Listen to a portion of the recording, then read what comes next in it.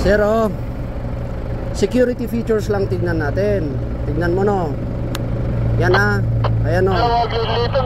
Pag ginanyan mo ang original na license, dapat mabibitak. Oh. Laminated lang tong lisensya mo. Tignan natin sa gilid. Ayun. Nakita mo? Hindi mo magaganyan ang original na lisensya. Ha? Ayan, o. Kayang-kaya ng kamay ko. Papel lang to.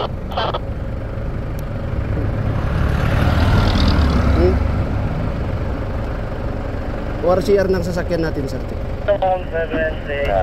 Magkano binayad mo dito sa lisensya mo? Magkano?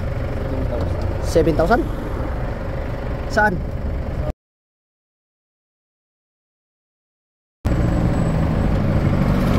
Bakit kasi nagbabayad pa kayo?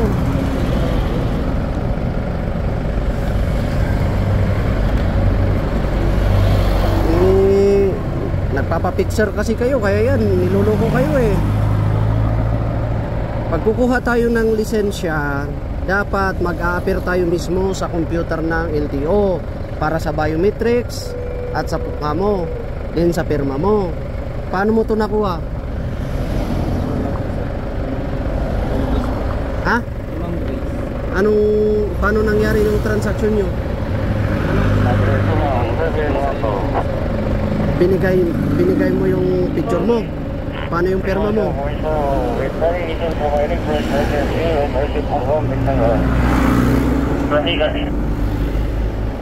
Binigay mo yung ID mo, yung signature, paano?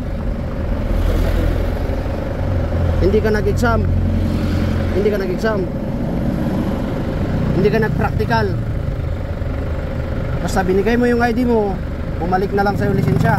Hindi talagang fake yun. Kasi kailangan ikaw mismo yung makita dun sa system pag nag-exam ka, ha? Oh. I-record na po yan sa LTO. Yung sa ano po ba, ano nila.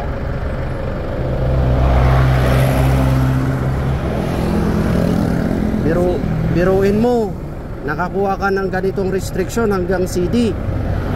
Kinuha mo nung 2024. O professional ka kaagad.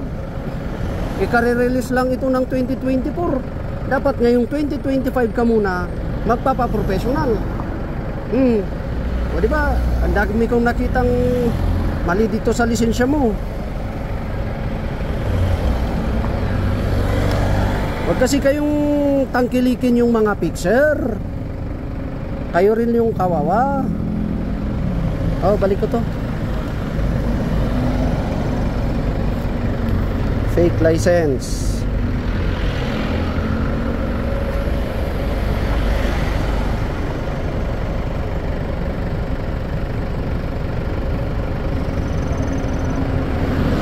Sa akin na tong lisensya mo, ha.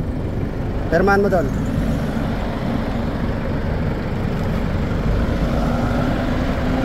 Bilang yan, violator signature. Tignan nyo, nilulunok ko kayo dyan. Kinukuha lang pera nyo.